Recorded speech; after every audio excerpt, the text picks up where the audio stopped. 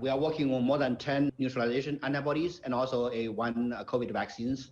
We expect there are some major progress going on with the neutralization antibodies. As you see, Eli Lilly recently received the EUA approval. I think the program we're working on hopefully will be receiving that approval later this year, early next year as well. Now, the expectation for these vaccines is high. Global demand is very high, but there could be some supply constraints as well. What can you share with us about the speed at which a vaccine can be produced and disseminated?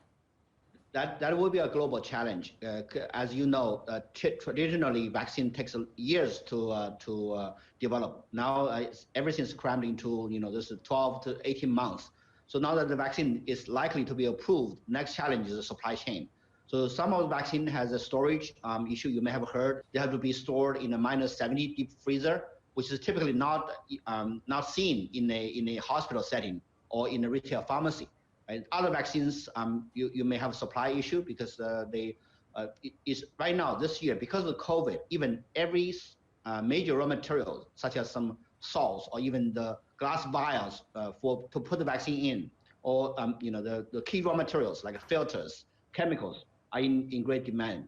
So it's going to be, even if the vaccine is available, it's going to be a great challenge for the industry really to gel together to deliver the many doses that are required for massive immunization. Amongst those difficulties is disruptions to some of your client operations in the United States as well as in Europe. But it has also brought on opportunities, potentially new clients and customers for your business. What has COVID been like for you? Yeah, it is. This year is so COVID disrupted our operations, but also brought in new clients. We have seen companies who are reluctant to outsource. Previously, they think everything, they have very strong internal capabilities. They really don't need outsource.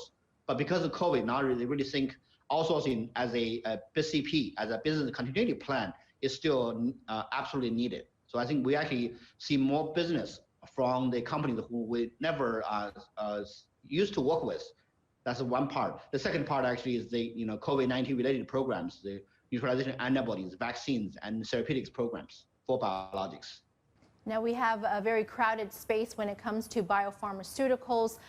Safety has been a concern in the Chinese markets as well as quality of drugs. How do you ensure that everybody stays safe?